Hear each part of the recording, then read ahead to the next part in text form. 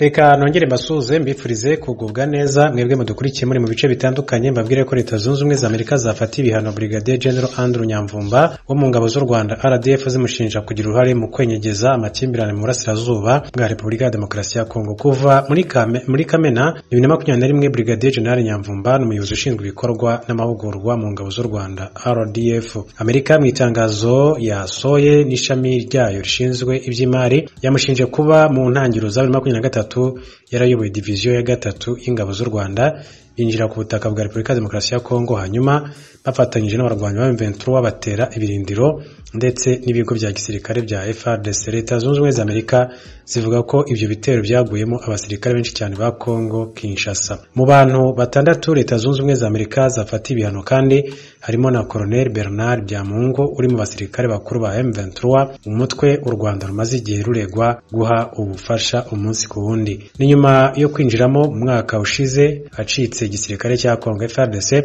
abo Amerika ifatira ibihano kandi ibakumira kuba bakwinjira ku butaka bwayo ndetse mitungo bafite ikaba ifatirwa. Na Amerika rero by'umwihariko ivuga ko iri ku ruhande rw'abasivili b'abanyekongo bagizweho ingaruka n'amakimbirane amaze igihe mu burasirazuba bwa Repubulika ya Demokarasi ya Kongo. Mu yandi makuru, ambasaderi w'u Rwanda muri Uganda Colonel Joseph Rutabana yatangajwe ko kugeza ubu bakomeje gukurikirana ikihishe inyuma y'urupfu rw'umucuruzi w'umunyarwanda Fred Kayitare werutse gupfira muri icyo gihugu. Amakuru avuga ko urupfu rwa Kayitare rwabaye mu mpera z'icyumweru gishize wa gatandatu ku mugoroba, aho bivugwa ko yaguye mu nyubako z'urwego rw'ubutasi muri Uganda CMI mu gace ka Mbuya. Ambasaderi Colonel Rutabana yavuze ko bakomeje gukorana bya hafi n'inzego zishinzwe gukora iperereza kugira ngo hamenyekane ikihishe inyuma y'urupfu rwa Kayitare. Mu kiganiro yagiranye na The New Times yagize ati, ndi mu nzira njya guhura n'ababyeyi be, ntabwo natanga andi makuru aka kanya kubera ko iperereza rirakomeje. Iperereza kuri ubu riri gukorwa n'igisirikare cya Uganda UPDF, gusa amakuru y'ibanze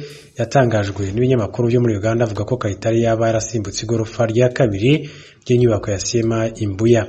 Urupfu rwa Kayitare kandi rukomeje kurujijo kuko bivuga kandi ko yafashwe n'abakozi ba CMI bafatanyije n'abashinzwe ibikorwa byo kurwanya iterabwoba babarizwa mu mutwe wa JAT, Joint Anti-Terrorism Task Force, bakajya kumufunga. Gusa ibyo yarakurikiranweho n'ibyigeze bisobanuka kugeza magingo yangaye. Abakuru b'igisirikare cy'ibihugu bigize ishyirahamwe ryo gufashanya mu by'ubutunzi bw'ibihugu byo muri Afrika mu burengero CEDEAO bazohurira muri Ghana ku munsi wa 4 no ku munsi wa 5 w'indwi kugira baganire ku byerekeye umugambi ukurungika inteko muri Niger. Ibindi kuri inkuru twumvirize Thierry Ndayishimiye. Mu ntango iyo nama yari yategekanijwe kuba mu mpera z'indwi irangiye yamara yarasibijwe. Inama yo kuri wa 4 no kuwa 5 izoba ibaye nyuma y'uko abategetsi b'ishirahamwe CEDEAO mu mpera z'indwi irangiye bemeje gutegekanya inteko zijejwe kugarukana ubutegetsi bwisunga ibwirizwa shingiro muri Niger. Ni nyuma y'uko Perezida Mohamed Bazoum akuwe ku butegetsi ku itariki 26 y'ukwezi kw'indwi k'uyu mwaka. Inama y'abategetsi b'ishirahamwe CEDEAO yabereye ku mugwa mukuru wa Nigeria Abuja ku munsi wa 4 w'indwi irangiye yarafashe icemezo cyo gushira imbere ibiganiro mu ntumbero yo gutorera inyishu ibibazo biri muri Niger. Abitegereza ibintu n'ibindi batangaje ko kurungika inteko muri Niger bishobora kubamwo ibibazo kubera kutumvikana kuri mwishirahamwe CEDEAO. Ishirahamwe CEDEAO ryari ryahaye abategetsi b'abasirikare bakoze kudeta muri Niger ikiringo ntarengwa ko c'indwi imwe ku itariki 30 y'ukwezi kw'indwi kugira ngo babe bagarukanye ku butegetsi Perezida Bazoum canke bakitega ikoreshwa ry'inguvu za gisirikare. Yamariyo tariki ntarengwa ko yararangiye atakibaye. Tubivuga kuri Niger, abasirikare bakoze kudeta muri ico gihugu baratumye ko ku munsi wa mbere userukira ico gihugu muri Cote d'Ivoire hari nyuma y'ivyatangajwe na Perezida Alassane Ouattara. Dusubire dutega amatwi Thierry Ndayishimiye. Avuye mu nama y'ishirahamwe ryo gufashanya mu by'ubutunzi by'ibihugu byo muri Afrika yo mu burengero CEDEAO ku itariki 10 y'ukwezi k'umunani, Perezida Ouattara yatangaje ko bakuru b'ibihugu bigize iryo shirahamwe bumvikanye ko kurungika inteko muri Niger byotangura mu buryo bwihuta bushoboka. Abasirikare bakoze kudeta muri Niger batangaje ko ibyatangajwe na Perezida Ouattara bidahuye n'ibyiyumviro by'abanya Cote d'Ivoire basanzwe ari abavandimwe b'abanya Niger. bavuze ko Ouattara na bagenzi biwe bo mu ishirahamwe CEDEAO bahawe amabwirizwa n'ibihugu by'ibihangange byo mu makungu agenewe gukingira inyungu zabyo zidahuye n'inyungu z'abanyanigeri. Perezida Ouattara yatangaje ko Cote d'Ivoire izoterera batayo y'abasirikare 1,100 hamwe na Nigeria na Benin. Mu ndwi irangiye abategetsi b'ishirahamwe CEDEAO bategetse itegekanywa ry'inteko yamara nta byinshi bavuze ku byerekeye kuzirungika muri Nigeri. Bemeje kandi ko bazoshira imbere inzira y'ibiganiro mu ntumbero yo kugarukana Perezida Mohamed Bazoum ku butegetsi. Imigwi itandukanye yitwaje ibigwanisho ku munsi wa mbere mw'ijoro yaratanye mu mitwe mu ngwano ikomeye yabandanije ejo ku munsi wa kabiri mu makati atandukanye yo ku mugwa mukuru wa Libya Tripoli. Ibindi kuri iyi nkuru na mugenzi wacu Frederic Nkundikije. Gushika ubu igitigiri c'abaguye muri iyo ntambara ntikiramenyekana, yamara abaganga bakorana n'ubushikiranganji bujejwe kwivuna abansi batangaje ko bamaze gutora ibiziga 3 mu makartier ya Fournage, Ain Zara hamwe na Tarik Shok. Ubu bushikiranganji bujejwe amagara y'abantu buriko buratera kamo abanyagihugu kabasaba gutanga amaraso yo kugarukira abakomeretse. Igisagara ca Tripoli uyu munsi kwa kabiri cari cuzuyemwo inyotsi kandi cumvikanamwo urwamo rw'ibikoho n'ibibombe bikomakomeye. Iyo ngwano isiyo kwaduka hagati imirwi ya gisirikare ibiri ikomeye irangije agahingwe kari kamaze amezi atari make karangwa ku murwa mukuru Tripoli. Uburusiya ejo kuwa kabiri bwatangaje ko mw'ijoro ryashiriye ejo ku munsi wa kabiri inteko zabwo zakoze ibitero mu bibanza birimwo amahinguriro ya gisirikare mu bice bitari bike muri Ukraine. Ni nyuma y'aho abategetsi mu burengero bwa Ukraine batangaje ko ibitero vy'Uburusiya muri ako karere vyahitanye abantu 3. Ubushikiranganji bwo kwivuna abansi bw'Uburusiya bwatangaje ko bitari bike vyononekaye igihe c'ibitero Uburusiya bwakoze ku mahinguriro akora ibigwanisho ya Ukraine. Bwavuze ko igisirikare cy'Uburusiya cyakoze ivyo bitero gikoresheje misile zirasa kure cyane. Yamara igisirikare kigwanira mu kirere ca Ukraine cyatangaje ko casambuye misile 16 kuri 28 Uburusiya bwarashe mw'ijoro ryashiriye ejo ku munsi wa kabiri. Misile imwe yamara yahitanye abantu 3 mu gisagara ca Rusk kiri mu burengero bwa Ukraine. Ibitero vy'Uburusiya vyononye kandi kibanza c'inkino kiri mu gisagara ca Dnipro mu gice cyo hagati muri Ukraine hamwe n'ikibanza abana bakiniramwo mu gisagara ca Lviv mu burengero bw'igihugu.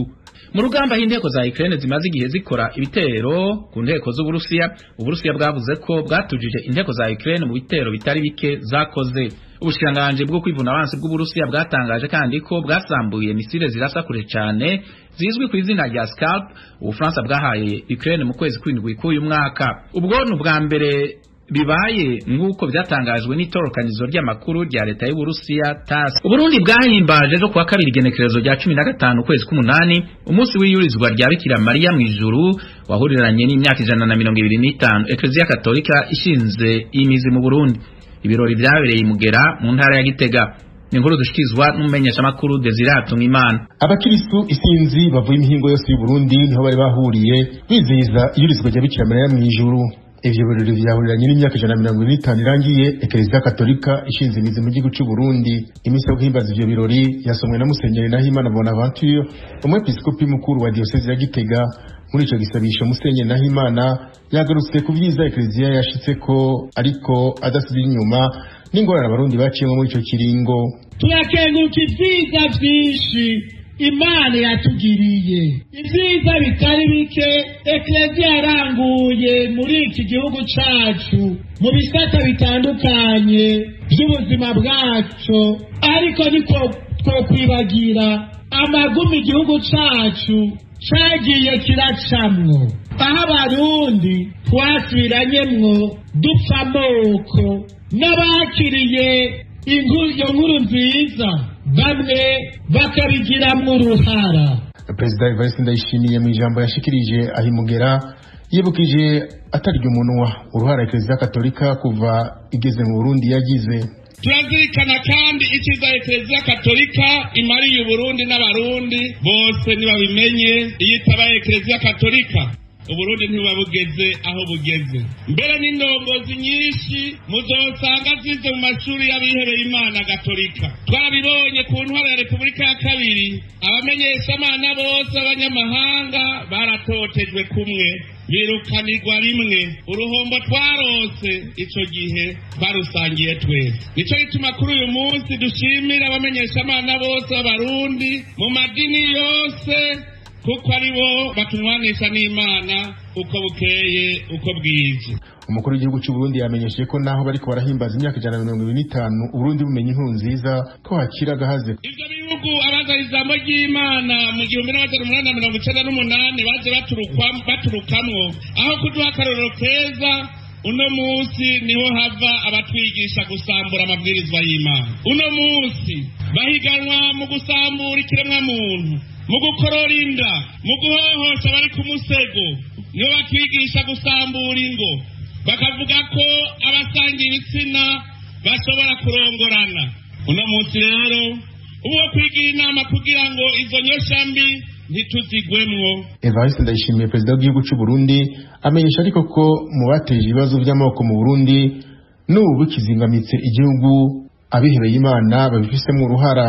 Yasabye abafise ico bazi ku mabi yashikiye Burundi kutagira umunwa